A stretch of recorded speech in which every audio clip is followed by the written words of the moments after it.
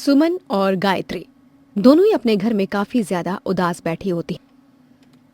माँ जी, अब हमारा क्या होगा? इनकी दवाई भी खत्म हो रही है, घर में पैसे भी नहीं हैं, हमारे पास कोई नौकरी भी नहीं है, तो अब हमारा घर कैसे चलेगा? बहू, तू चिंता मत कर, सब ठीक हो जाएगा। मैं आसपास कहीं काम देख रही हूँ। जैसे ही काम मिल जाएगा, पैसों की दिक्कत परेशानी थोड़ी तो दूर होगी। माँ जी, कहीं कोई काम नहीं मिलेगा। मैंने भी इतनी जगह काम के लिए पता किया है, लेकिन काम मिल ही नहीं रहा है। ऐसे में तो कुछ करना ही पड़ेगा ना हमें। ऐसे क्यों बोल रही है? कुछ सोचा है क्या तूने पहले से ही? हाँ हाँ माँ जी, मैं सोच कर ही बोल रही हूँ। देखिए, आसपास कोई भी घर पर कीर्तन पूजा पाठ होता है तो वहाँ पर मुझे ही बुलाते हैं सब खाना बनाने के लिए, क्योंकि मैं थोड़ा ठीक ठाक खाना बनाती हूँ। तो क्यों ना अब हम अपना काम शुरू कर दें, मतलब अपना ढाबे वाला काम, ढाबा खोलें।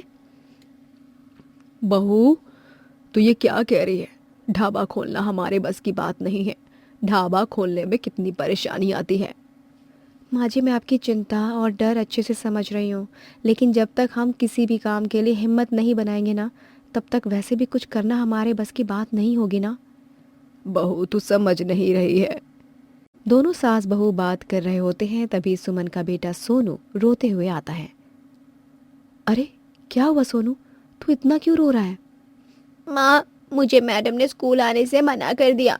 कहने लगे जब तक फीस नहीं देंगे स्कूल की, तब तक स्कूल आने की कोई ज़रूरत नहीं है। माँ, मेरी फीस अब तक क्यों नहीं दी गई है माँ?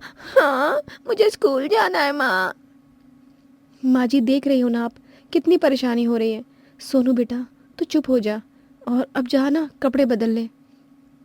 बहू, तू ठीक कह रही है। फिर अगर तुझे यही सही लग रहा है ढाबा खोलना, तो मैं भी तेरे साथ हूँ। घर की परेशानियों के लिए हमें कुछ ना कुछ तो करना ही पड़ेगा ना।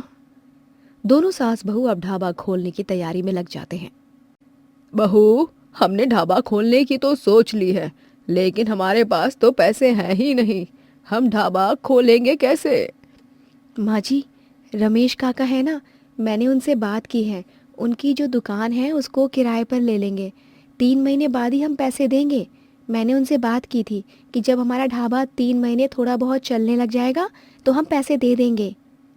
दोनों सास बहू रमेश के पास जाते हैं। अरे दुलारी पिचकारी दोनों आ गई।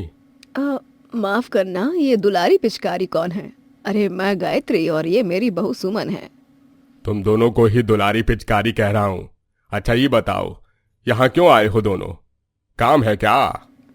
हाँ रमेश काका, काम ही है। दरअसल मैंने आपसे बात की थी ना, आपकी उस दुकान के बारे में। वो हमें किराए के लिए चाहिए। दुकान क्या, घर ले लो, सड़क ले लो, पूरा देश ले लो, हमें क्या, लेकिन किराया दे देना 3 महीने में। जी काका, हम दे देंगे, आप चिंता मत कीजिए। दोनों सास बहू दुकान को ढाबे में बदलते हैं। बहू, मैंने अपने ढाबे के बाहर के बोर्ड तो लगा दिया है। अब लोग आते जाते लोग यहाँ पर देखेंगे और यहाँ खाने के लिए भी आते रहेंगे। माँ जी, ये तो बिल्कुल सही किया। यहाँ आसपास भी काफी लोगों के ढाबे हैं जो कि काफी समय से हैं यहाँ पर। अब मुझे तो घबराहट हो रही है कि इतने लोग जो अपना नाम कमा चुके हैं, उनके बीच में हमारा ढाबा टिक पाएगा या नहीं। माँ जी, भगवान पर भरोसा रखो, सब ठीक हो जाएगा। दोनों सास बहू अपने ढाबे पर ग्राहक के आने का इंतजार करते रहते हैं, लेकिन कोई भी ग्राहक नहीं आता। माँ जी, कहीं हमने गलती तो नहीं की ना? ढाबा खोलकर इतनी देर हो गई है, हम कब से बैठे हैं, यहाँ तो कोई आ ही नहीं रहा है। अगर ऐसे ही चला तो हमारा नुकसान हो जाएगा। बहू, तूने ही तो हिम्मत दी है, और तू ही ऐसे हिम्मत हार जाएगी तो कैसे चलेगा? अरे, थोड़ा समय लगता है, धीरे धीरे सब ठीक हो जाएगा। दोनों सास बहू नए ढाबे पर खड़ी रहती हैं। काफी समय हो जाता है, लेकिन 3-4 दिनों तक उनके ढाबे पर कोई नहीं आता, बिल्कुल सूना रहता है। बहू, अब तो मुझे भी चिंता हो रही है। अरे, अगर ऐसे ही चलता रहेगा तो क्या होगा? ऐसे तो हमारा कितना ज़्यादा नुकसान हो जाएगा। हमने कितनी सारी सब्जियां खरीदी हैं, ऊपर से हमें ढाबे का किराया भी देना पड़ेगा। अरे, हम ये सब कैसे करेंगे? माँ जी, मैंने तो सोचा था कि हम काम करेंगे, अपना ढाबा खोलेंगे तो हमारा फ़ायदा भी होगा, लेकिन यहाँ तो दूर दूर तक मुझे कहीं से कोई भी फ़ायदा नज़र नहीं आ रहा। मुझे माफ़ कीजिए माँ जी, मैंने ऐसा नहीं सोचा था। बहू, देखा, हमने भगवान का नाम लेकर ढाबा तो शुरू कर दिया, अब देखते हैं कुछ होगा कि नहीं। माँ जी, हमारा ढाबा बहुत ही सिंपल सादा सा लगता है, हम इसमें कुछ अनोखा ट्राई करें क्या? बहू, तू ये क्या कह रही है? अब हम ढाबे में अनोखा क्या कर सकते हैं? माँ जी, हम ढाबे को अनोखा करने के लिए ना फूल पत्तों से ढाबे की रंगत को बदल देते हैं।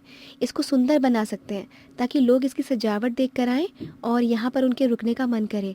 अगर यहाँ पर किसी भी ग्राहक का रुकने का मन करेगा ना, तो वो खुद ही बहाने ढूंढ कर आएगा। अरे बहू, ये तो तूने बिल्कुल पते की बात कही है। दोनों सास बहू अब अपने ढाबे को अनोखे बनाने की तैयारी में जुट जाते हैं। फूल पत्ते घर के वेस्ट मटेरियल से ढाबे को अनोखा और बहुत ही सुंदर बनाते हैं। ये तो हमारी छोटी सी दुकान थी जिसकी काया पलट ही हो गई है। देखो, इतनी सुंदर दुकान बना दी है तुमने। अगर हम इसका पैसा बढ़ा देंगे तो तुम्हें देना पड़ेगा। काका, आप ये क्या कह रहे हैं? वैसे भी हमारा काम चल नहीं रहा है, हम कैसे इतने पैसे देंगे? अरे हम तो मजाक कर रहे हैं, इतने सुंदर दुकान बना दी है। अगर हम यहाँ रोज आ जाएं तो कोनो दिक्कत तो नहीं होगी। नहीं नहीं, हमें कोई दिक्कत नहीं होगी, आप यहाँ आ सकते हैं रोज। सास बहू के अनोखे ढाबे को देखकर लोग आकर्षित होते हैं और ढाबे पर आना शुरू कर देते हैं। बहू, तेरा ये अनोखा आइडिया तो काम कर गया। देख, कल तक यहाँ कोई आता नहीं था और अब हमारे ढाबे पर कितनी भीड़ है। हाँ माँ जी, भगवान का लाख लाख शुक्र है कि हमारी नाव डूबने से उन्होंने बचा ली। सास बहू काफ़ी मेहनत करते हैं, लेकिन आसपास के ढाबे वाले काफ़ी चिढ़ने लगते थे। इन दोनों सास बहू के अनोखे ढाबे की वजह से तो हमारे ढाबे की कमाई ही रुक गई है। इनको सबक जरूर सिखाऊंगा।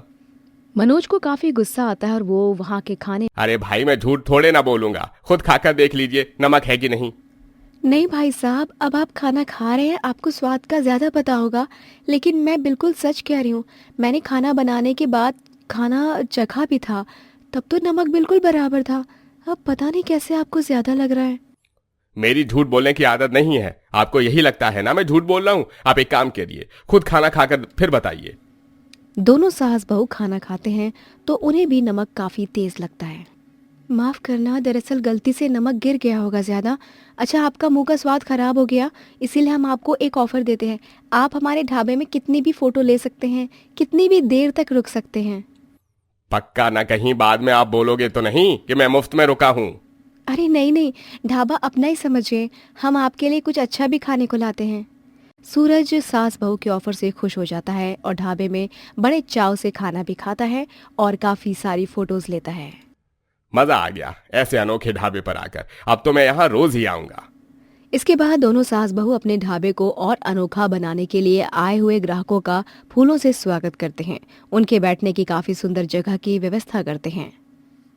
वाओ, ये कितना प्यारा ढाबा है, बिल्कुल यूनिक है। सच में ऐसा अनोखा ढाबा तो मैंने पहले कभी देखा ही नहीं। Just wow. आपको हमारा ढाबा पसंद आया?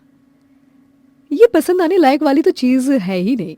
ये तो ऐसा ढाबा है जहाँ पर हर किसी का मन करे कि वो यहाँ से जाए ही ना। सच में बहुत ही प्यारा ढाबा है और इसको अनोखा बनाने के लिए आप लोगों ने भी देखकर ही, मतलब आपको देखकर लग रहा है कि कितनी ज़्यादा आप लोगों ने मेहनत की है। वैसे हमारे ढाबे का खाना भी बहुत ही स्वादिष्ट है, आप खाओगे ना तो आपको भी बहुत अच्छा लगेगा। ये तो कहने की बात ही नहीं है। I mean, आप लोगों को ना, मतलब क्या कहूँ मैं, देख कर ही लग रहा है कि ढाबे में खाना भी बहुत ही अच्छा, बहुत ही स्वादिष्ट मिलेगा।